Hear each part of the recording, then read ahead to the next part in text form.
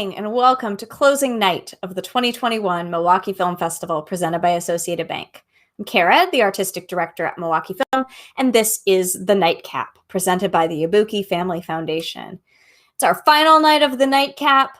We do still have a double up challenge going. I checked right before I got live here, and we still have $2,000-ish, a little over $2,000 to make our goal. Our goal did push. We made our initial $50,000 goal, but have been stretched a little to $75,000. There's a couple ways you can help us out with this. You can text double up to 44321. You can go to our website, mkefilm.org/donate. Or if you're not already a Milwaukee Film member and you're tired of hearing about it for 15 days and you're like, fine already, I'll join us. You'll get free movies. Go to mkefilm.org/members. Join us as a member. You'll be invited to free movies throughout the year. You get discounts on your tickets and your merch. But most importantly, you become part of our family and help support our nonprofit mission. You help us present education programs throughout the year, introducing young people to the power of film to transform minds and lives and transport to other parts of the world or into one's own imagination.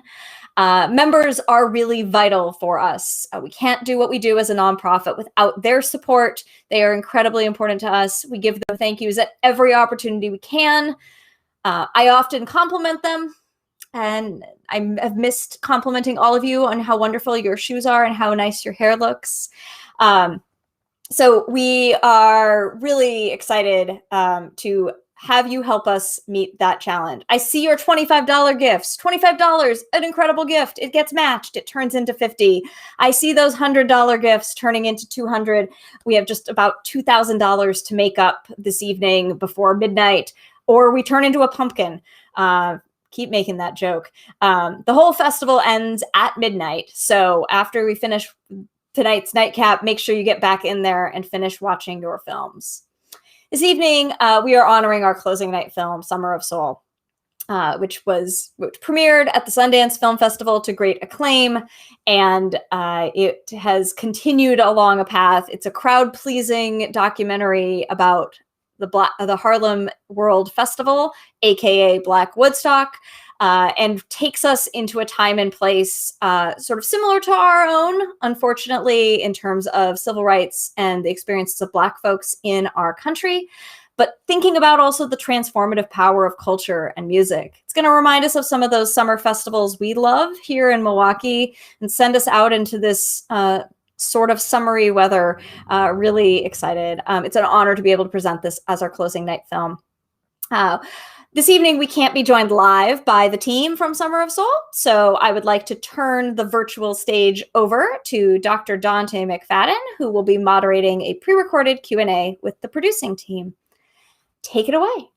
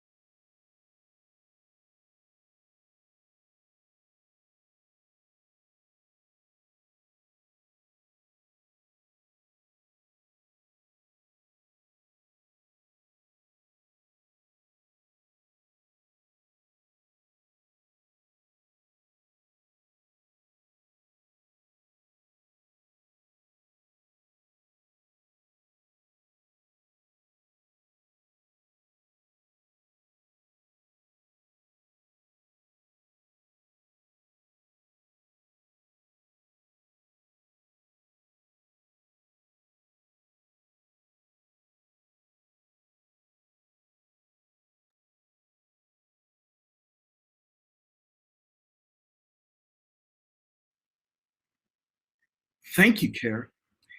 I'm Dante Mcfadden. I am the programmer for Black Limbs from Milwaukee Film. Really happy to have you be part of the 2021 Milwaukee Film Festival. And we are here to talk about the closing night film, Summer of Soul. And I have the pleasure and the honor to talk with three of the producers behind the project. So I want to ask them to introduce themselves. My name is Joseph Patel. I'm one of the producers of Summer of Soul, or When the Revolution Could Not Be Televised, based in Brooklyn, New York, and very happy to be here with you, Dante. Thank you. Thanks, Joseph. I'm David Dinnerstein, also one of the producers of Summer of Soul. Have been living in LA for the past 20 years, born and bred in New York, and spent a good deal of time right around where this concert took place. I've, been involved in, over 200 movies, films that have played at the Sundance Film Festival and other festivals around the country, including Pulp Fiction, Hustle and Flow, and a slew of documentaries as well. And, having been doing this for a while, this is really a thrilling opportunity to sort of speak to you about this film, because I think it means so much to all of us on this panel right now. So thank you. Thank you. Robert Fevellant. I'm also a producer on the project. I live in Los Angeles. I did spend a little bit of time in New York at NYU Film School for a summer, but grew up in Florida and have lived in Los Angeles for a while. I've been an entertainment lawyer for most of my career. I've also done some writing, and this was my first full producer role. So just super excited about the movie, and looking forward to seeing it reach the public. So, thank you. And David, Joseph, Robert, thank you for your work on this film. And Summer of Soul, or When the Revolution Could Not Be Televised, is, as I mentioned, our closing night film. May 20th is the only day it's been available. And I want to begin by asking you, how did each of you become involved in this project? Well, I guess maybe I'll start with that. I think I have the longest history with it. I started pursuing the rights to this footage in 2006.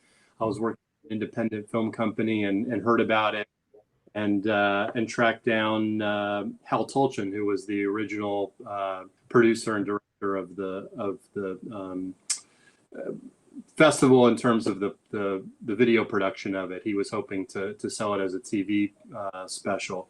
And David and I knew each other both as friends and a working relationship, and we started collaborating on it 3 or 4 years ago. And I'll let the others sort of talk about their history with it. I'll just jump in. I mean, as Robert said, we've known each other. We were talking about trying to work together on a project. Both of us love history specifically. Both of us love music. And once I saw some of the footage that existed, I was blown away and said, whatever it takes, I want to be involved in trying to get this project off of the ground. And making sure that, we were able to hire a filmmaker who was really able to sort of tell the story in a way that no one else could. And then Joseph came on board as well, but why don't you sort of talk about that? Yeah, David and Robert actually, had the inspired idea of getting Questlove to direct this. And, Amir is a storyteller at heart. And then once they had Questlove on board, and Radical Media, the production company, was a company I was doing some work with, they approached me about getting involved in this project as a producer. Someone to make Amir feel comfortable as a first-time filmmaker, but I'm a first-time film producer. So we were sort of, all of us are sort of taking this leap of faith. But my relationship with Amir actually starts 25 years ago. I was a music journalist. And my first cover story as a music journalist was The Roots' first cover story as a band. 1996 Rap Pages cover. And I got flown to Philadelphia to interview the Roots, and I met Amir. And the thing about him is, we clicked instantly, and just spent a lot of time with each other that weekend, even after like the interview was done. He's a music nerd and a fan at heart. He still is, and I think you see that in this film. But yeah, when they brought me on board, the first reaction I had was, "There's no way this happened. I would have known about it." And they're like, "No, it happened, and there's footage." And I was like, "All right, it's one person with a camera probably, but no, it's 4 cameras, and it's professionally shot." And it gives you this feeling when you are finished watching the film, the same feeling we all had when we first saw the footage, is how could something this beautiful and this important have just been shelved?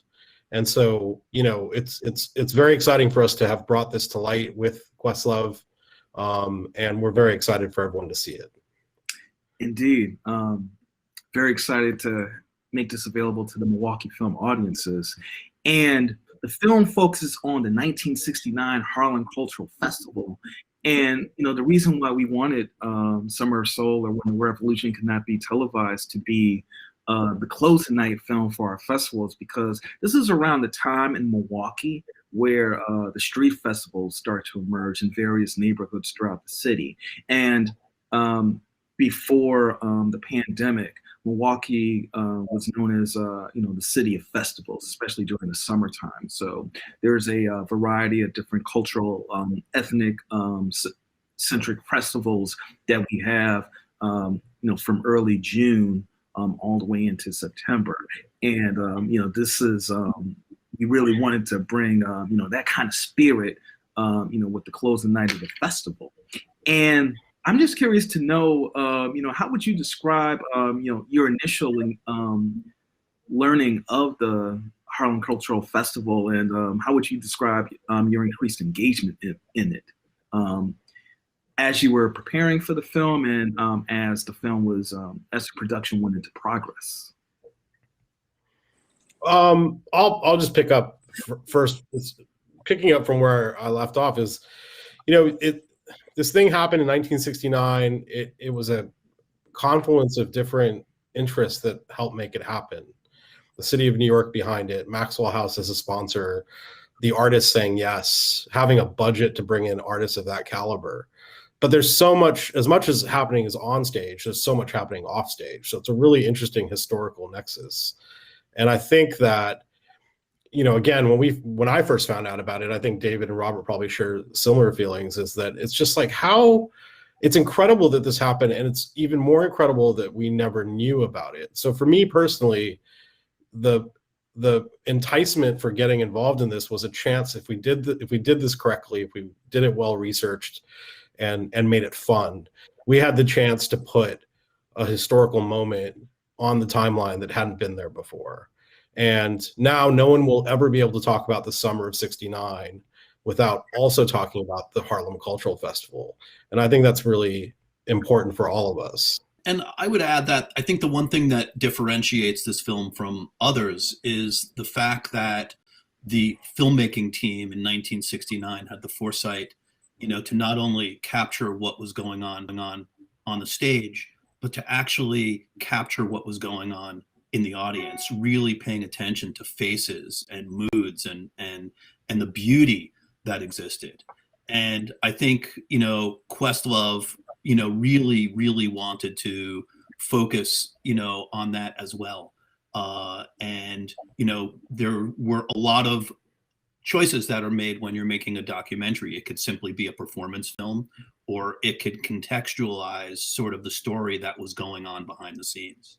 And ultimately, we all hope that, the film will not only rewrite history, but serve as a love letter to a community that has been overlooked for many, many years, and quite often is misaligned when people think about it. And when you look at what was going on in Harlem on these particular days when the concerts were taking place versus what was going on, for instance, at the other festival upstate 100 miles away, is this was, a beautiful, beautiful moment in time where, you know, so much could have gone wrong, and nothing did. It was perfect. And hopefully we were able to capture that, and Questlove was able to capture that in this film.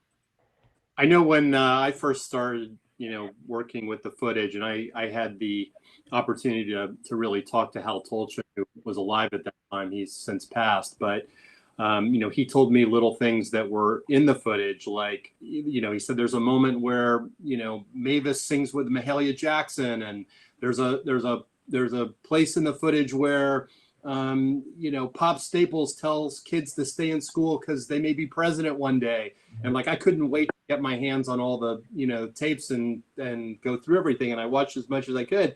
But, you know, it took years for me to even find everything. You know, it wasn't until we were making this movie that I realized that Pop Staples said that in his performance. It wasn't, you know, it wasn't an off camera thing. So, you know, I think when I first started, you know, working on it, Obama was president, and you know, I looked at it through that lens, and it's just been amazing over time to see how much this movie says about where we are now as a country, you know, through that lens of this footage, and it's become even more timely, obviously, in the last, you know, couple of years. So it's been exciting. Yeah, you talk about how timely something that happened in 1969 is in 2021. And you mentioned staple singers. Also part of that festival included B.B. King, Nina Simone, Sly and the Family Stone, Gladys Knight and the Pips, Stevie Wonder. Man, just to imagine having been there. And how did you go about getting people involved in the project to talk about this experience? Finding people who went to this festival was something, you know, all of us as a group decided we wanted to do. I think Amir, that was one of the first things he wanted to do, was talk to people who were there. And that sounds like a really good idea at the start of it. And then you go searching, and it's really hard. I mean, this is 51 years ago now. And it's hard because a lot of people just aren't alive, for one. Then the ones that were, you know, their memories are sort of crushed a little bit, right? So we put in a lot of work to find people who went to the festival. Harlem is a place where you have to hit the ground, right? So we went to social clubs and churches, and we flyered bookstores, and, you know, searching for people who might have relatives who went to the festival. And then from that group, we did a lot of pre-interviews to see who remembered what details. And for those who have seen the film as part of this festival, there's a gentleman who bookends the film, and he was 5 years old when he went to the festival. And our first reaction was, there's no way he remembers anything. But he started describing what he remembered, and he had never seen the footage. No one had seen the footage. And he's describing things in detail that we're seeing as part of the footage. And it was remarkable. He's describing vendors around the park. He's describing what people were wearing in the crowd, that they gave kids balloons. He starts describing the fifth dimension and what they were wearing and the feeling that he had. And it occurred to us that he had tucked away this memory from when he was a kid, his first memory. And it was such a visceral, emotional experience for him. And then after our interview, showed him the footage, and it all came out. And, you know, he's very emotional. And it's such a remarkable thing. He had tucked away this memory for so long, and had talked about it with people through the years, and no one really understood what he was talking about. And then to see that footage, and for us in Questlove to capture this on camera, it really, I think, lays the emotional bedrock for the film. And you know, with Amir Questlove Thompson, my introduction to him was as the band leader of the Roots, along with Black Thought. And like you had mentioned earlier, you know, he certainly is a master storyteller, you know, through the books that he's written. And then also, you know, being interviewed for a variety of film projects, and then also through his podcast, Questlove Supreme.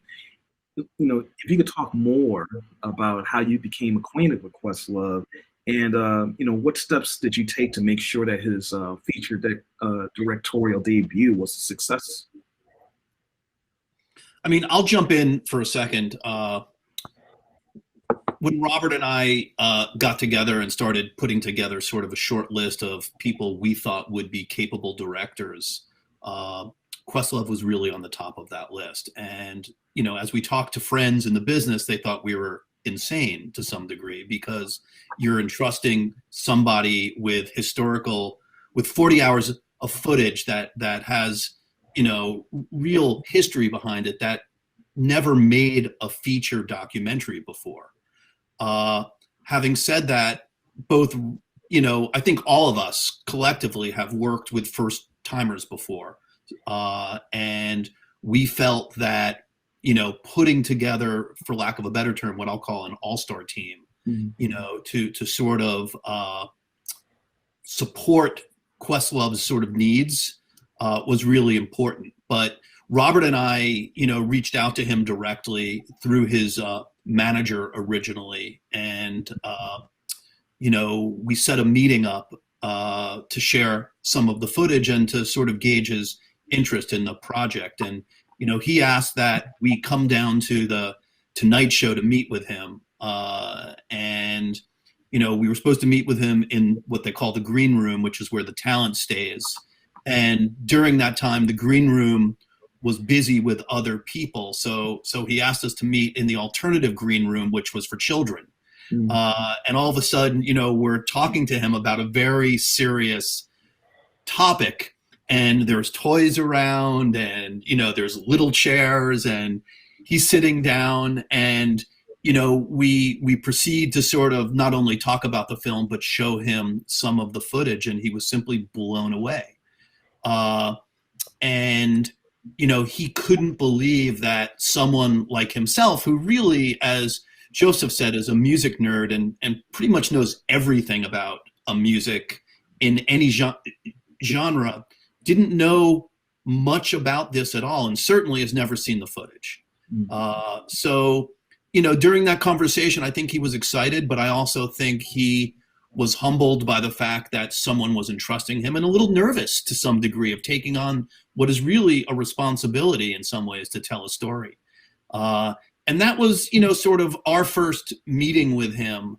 And, you know, ultimately, you know, he got super excited. I mean, he was excited at that point, but, you know, was honored and ultimately decided to sort of try and tackle this and jump on board. And that was really the beginning of making this film happen. My awareness of Questlove came from, you know, being a fan of the Roots, and you know, the Roots many times. In fact, David and I realized we were both at a show once at the Sundance Film Festival where the Roots played, and it goes down in my book as one of the best, you know, sort of, you know, shows I've seen. You know, it was just a, you know, a late night jam. It was amazing.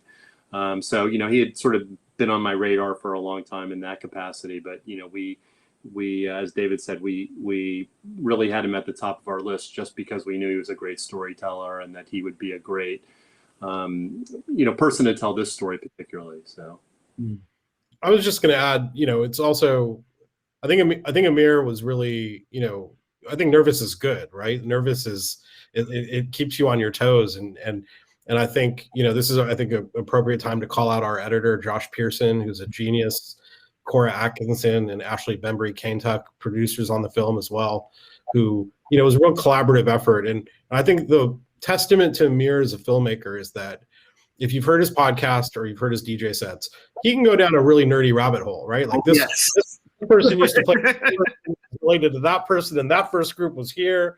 But, you know, he was in service to the larger story and making sure that story resonated with the larger audience. And so there's a lot of things that he left on the cutting room floor in terms of storytelling choices in service of bringing this event and the magnitude of it and the resonance it had in Harlem and the rest of America at that time, in service of that story. And I think that really, it's a really unique quality for a first-time filmmaker. And I think our team as a whole was really supportive in those choices that he made. That's great. I'm an avid listener of Questlove Supreme, and I've also been checking out the DJ sets, especially in the early part of the pandemic. And speaking of the pandemic, how much of this project was done prior to it? And how did you manage to get the project completed to premiere it at the Sundance Film Festival? Well, that could be a whole nother podcast or but I would just, let these guys weigh in on it too. But we were supposed to have finished this movie before, just before the pandemic started. And we had to sort of shift gears a little bit, but ultimately, we persevered, and I think the film is, probably better as a result of having the COVID time. Probably not a lot of people can say that COVID was an advantage, and certainly there were obstacles we had to work through, but I really think having the time to work through the movie made it better. Yeah, I think some of the hurdles, that we faced, once the pandemic hit and people were quarantined, is obviously trying to go in and interview them. We were very specific internally that we didn't want to rely on Zoom to interview. We wanted to make a cinematic film. And, a lot of our subjects were elderly. So, we wanted to make sure that if we were to interview them, it was done under, extreme COVID protocol, and that everyone would be extremely safe. But, there were some people that we couldn't get around to seeing, one being Mavis Staples, for instance, where we interview her as an audio interview because it was just a challenge to get to Chicago and sort of meet with her during this particular time. And there were people that were on our list we were supposed to interview that we just couldn't get to. Having said that, there were interviews with people like Charlene Hunter-Gault, who, was the former bureau chief to the New York Times in Harlem. And, as filmmakers, you have to really be on your toes. And I think Joseph can sort of attest, as we were shooting our interview in Florida, just as an example, we needed to move locations. And where we ultimately interviewed her was in a garage with a very sort of, large depth of field, in order to not show that it was a parking garage. Why a garage? Because during the pandemic, that was open air. It was a safe environment to shoot. And, we were able to capture that. And I thought, her stories were brilliant. And she really provided the context of what was going on in and around that time. And absolutely her love for Nina Simone. So the pandemic was a challenge, and I think just current events really also changed sort of, at least made us look at this footage under a different light to some extent.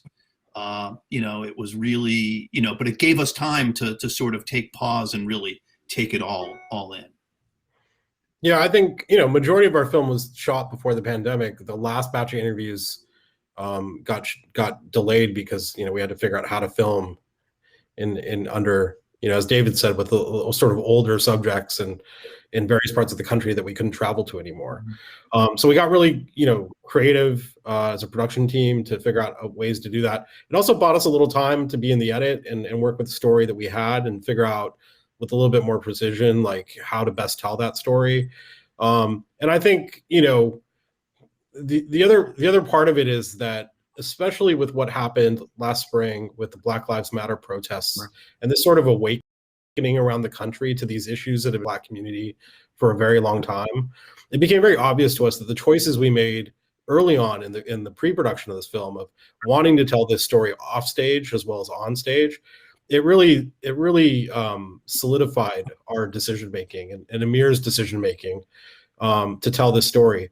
We didn't have to be ham-fisted about it to show that things have changed and haven't changed in 50 plus years. And I think that's, it just made us feel better about the direction we were heading in. So, we got the film done in time for Sundance, and Sundance was, I'll speak for all of us in saying Sundance it was an absolute thrill to have people see our film and respond that way. Yeah, and I would just add that the Sundance experience was a unique one, like so many of these festivals are. In that when we were invited to screen there, it was originally going to be both in person as well as a virtual festival, and we were going to have our big screening at the Rose Bowl in Pasadena as a drive-in, which would have been sort of an iconic experience. And unfortunately, there was a spike in COVID just before that, and that was negated. And the experience, nonetheless, as a virtual screening, was extraordinary. And I think it opened our eyes to virtual screenings in general, allowing audiences that might not necessarily have been able to make the trip up to a mountaintop to see a film. And I would say that for all festivals, that having a virtual experience is no longer, a stigma or anything. I think it's actually a beautiful thing, and allows people from all over the country to sort of watch your movie. So the feedback was phenomenal. I mean, it definitely added an element of excitement. We had no idea what would happen with, just a virtual screening of this movie for the first time, so when you're in a theater and you can kind of gauge the energy around you, as I know David and I have both been at a lot of film festivals together, and we've experienced that, and we had no idea what was going to happen. And I think I'll speak for all of us. I mean, we were super excited, that during our sound mix to see the film for the first time on a huge screen. That's how we made the movie. That was what we wanted. So, the hope is that audiences, when the film opens up, will be able to choose whether or not they want to see the film in a theater or on Hulu. And audiences at festivals that are having in-person screenings, if at all possible, will have that experience too. But I think, as a society, we are yearning right now for communal experiences. And I don't think, from my point of view, you can get much better than watching this film with a group of friends and being in an audience where people have an energy that can ultimately be amazing. I mean, me personally, I can't wait to dance in the aisles as soon as I get to see this film with a big audience. And I want to conclude, by asking you, and some of you've already touched upon this, but this is an opportunity for you to add more, or if you just want to say in one word, that's fine too. What do you each want people to take away from this film?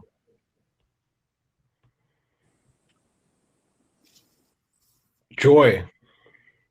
It's a really celebratory film, and it's great music, really great story. It sort of shows the connectedness that music has to communities. And I think, picking up on what David just said, we made this film with a sort of communal audience in mind. And I think whether it's a group of friends at home on Hulu or whether it's with a lot of people in the theater, I think it's a communal viewing experience that's really joyful. I mean, can't add too much to that other than to say, I think the film does speak to the power of community and the power of music. And, I think it's probably a good refresher for people that have spent a year indoors, for the most part. So yeah, I hope people, come away with a sense of, history, but also just enjoy the music and the experience. Seeing this time capsule from that era should be great. Yeah, and I'll just add that music is truly a universal language. We talk about that all the time, but I think we were able to witness that in this particular film, and in respect to how much joy it brings to a very diverse group of people. And I'm just hoping that as this movie starts to open around the country, we could replicate that experience to some extent. We certainly need it. Yeah. And David, as you mentioned, just that urge for people to be outside and dance in the live music, we certainly do need that right now. And David, Joseph, Robert, I want to say thank you very much, for making this film a reality. Thank you all so much for your contributions. Thank you to Questlove for directing it, and thank you for making this available for the 2021 Milwaukee Film Festival. Thank you. Our pleasure. Thank you.